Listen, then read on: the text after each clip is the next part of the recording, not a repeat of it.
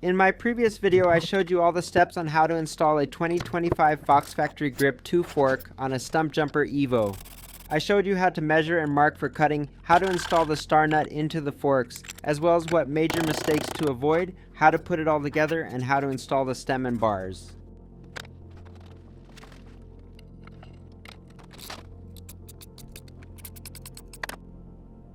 In this video, I will show you how to install and bleed SRAM Maven Brakes. Installing and bleeding SRAM Maven Brakes on your Stumpjumper EVO requires specific tools and careful attention to detail. Here is a step-by-step guide to assist you. The parts and tools you will need for installation are SRAM Maven Ultimate Brake Levers and Calipers, the main components of the braking system. Brake hoses, usually included with the brakes. SRAM Stealth-A-Majig hose barb and olive, necessary if you're trimming the hose. These are typically included with the brake set. Mounting hardware includes caliper bolts and any necessary adapters depending on your bike's specifications. Grease. T25 torque wrench for brake lever and caliper bolts. 4mm or 5mm Allen wrenches for mounting hardware. SRAM brake hose cutter tool or cable cutters for trimming the brake hose to the desired length. 8mm wrench. Needle nose pliers for inserting a new hose barb. Torx wrench to tighten bolts to manufacturer's specifications. The parts and tools you will need for bleeding the brakes are Maxima Mineral Brake Oil, the only compatible fluid for Maven brakes. SRAM Mineral Oil Bleed Kit, includes syringes, fittings, and bleed block for the process. Hex wrenches, 2.5mm, 3mm, 5mm, for removing bleed port screws and brake lever adjustments. Bit sockets, 2.5mm, 5mm, for use with a torque wrench for precise tightening. Torx wrenches T10, to remove and install bleed screws. Torx bit sockets T10 for use with a torque wrench. Needle nose pliers to insert or remove hose fittings and bleed hardware. Safety glasses protects your eyes from potential splashes of mineral oil. Nitrile gloves keeps hands clean and safe from brake fluid. Clean lint-free cloths to wipe off excess fluid and maintain cleanliness. Isopropyl alcohol cleans spills and brake components. Alright, let's get to the install. First, mount the front brake caliper. I have 200mm rotors, so I need to use this specific mounting adapter. You may need to adjust these bolts, so don't torque to spec just yet. Attach the caliper to adapter using the appropriate bolts. Use a 5mm hex wrench to tighten the bolts to the manufacturer's specified torque, which is usually between 6 to 8 Nm.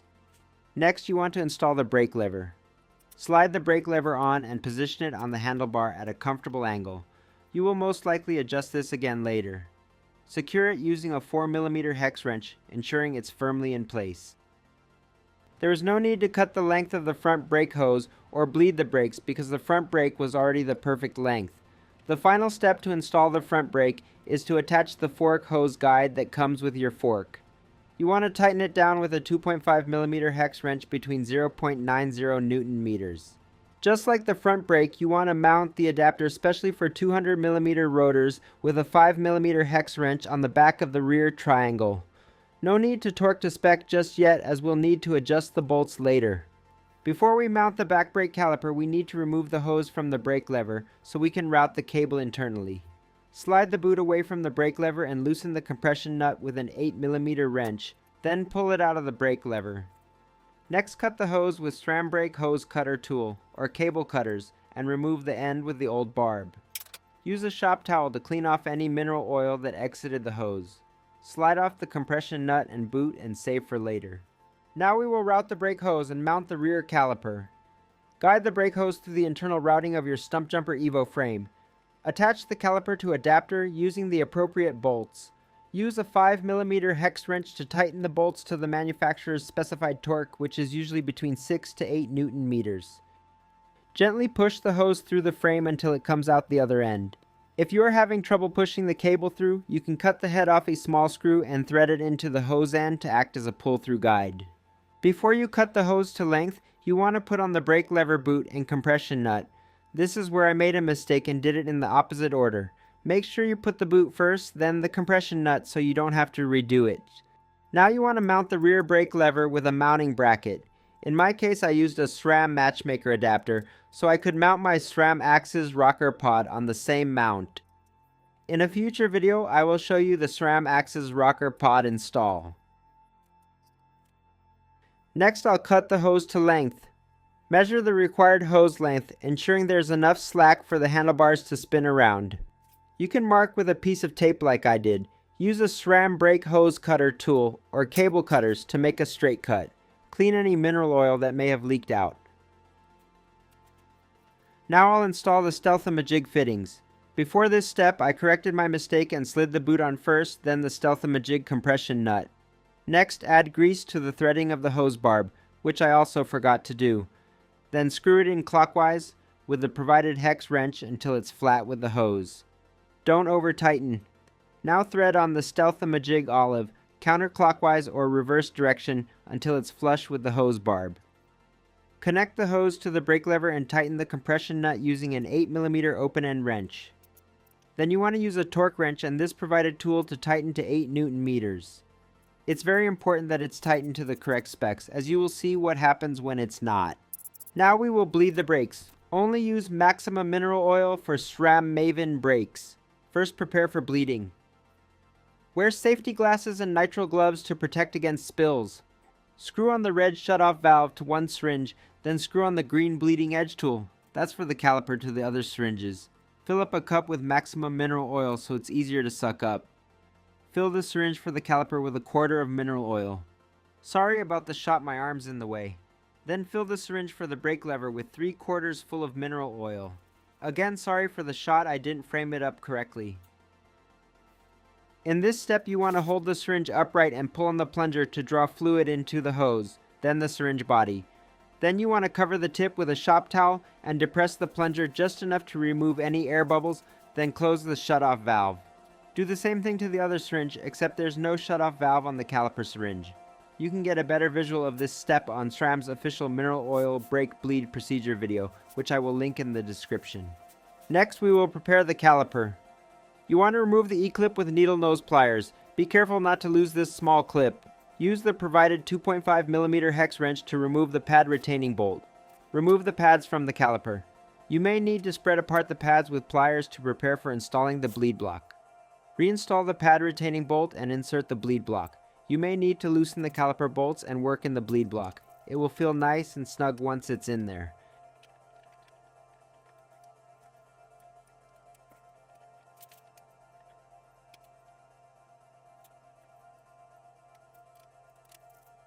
Now you want to remove the rubber bleed port cover and use a 5mm hex wrench to loosen the bleed port valve 1/4 turn. Then gently retighten the bleed port. Clean any mineral oil that might spill out. Next, install the syringe with the bleeding edge tool attached into the bleed port. You will hear and feel it click. Rotate the bleeding edge tool attachment counterclockwise, one complete rotation to open the system. We will now prepare the brake lever. Adjust the lever blade until it's 75 to 80mm from the center line of the handlebar. Next, rotate the contact point adjuster away from the direction of the arrow. Use a T10 torque wrench to remove the bleed screw from the lever. Clean off any mineral oil that drips from the bleed port with a shop towel.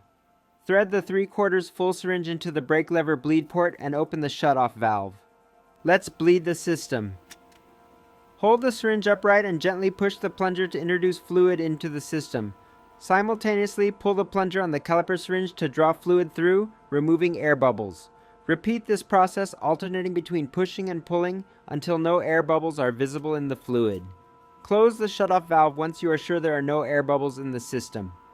Now rotate the bleeding edge tool attachment clockwise until it stops to close the system. Remove the syringe with the bleeding edge tool attachment from the bleed port by pulling straight from the caliper. Use a 5mm hex wrench to tighten the bleed port to 1.8 Nm. Do not over tighten, you can damage your caliper. Clean any spilled mineral oil off of the caliper with a shop towel. Now open the clamp on the syringe at the brake lever.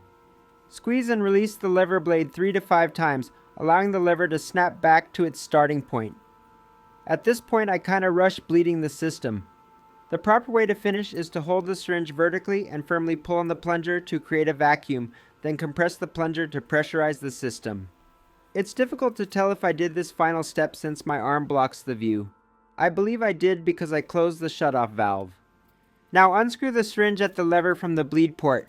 Clean any mineral oil brake fluid that drips from the bleed port with a shop towel. Use the provided T10 torque wrench to tighten the bleed screw to 1.6 Newton meters. Clean any mineral oil that drips from the bleed port with isopropyl alcohol and a shop towel. Remove the bleed block and reinstall the bleed port cover. Remove or replace your gloves to make sure no mineral oil fluid comes in contact with brake pads. Remove the pad retainer bolt. Insert the brake pads into the caliper. Install the pad retainer bolt and tighten to 1.1 Newton meters. Install the E-clip. Now we will massage the piston. Insert the thin side of the pad spacer in between the pads. Squeeze the lever blade repeatedly until the pads touch the spacer. As you can see, a bunch of brake fluid has leaked out. This is why it's important to use a torque wrench and the provided tool to tighten to 8 Newton meters. I couldn't find the provided tool, so I just tighten it by hand. Squeeze the lever blade repeatedly until the pads touch the pad spacer. I missed filming the final step of removing the pad spacer and reinserting the wedge side to push the pads fully back into the caliper. Technically, I should have re-bled the brakes all over again. For this video, the final step is to install the rear brake hose guide. In an upcoming video, I will install the rear tire and ensure the rear caliper is centered over the rotor and that all bolts are torqued to spec. Leave a comment if you found this helpful or have any tips. Stay tuned for the rest of the dream bike build.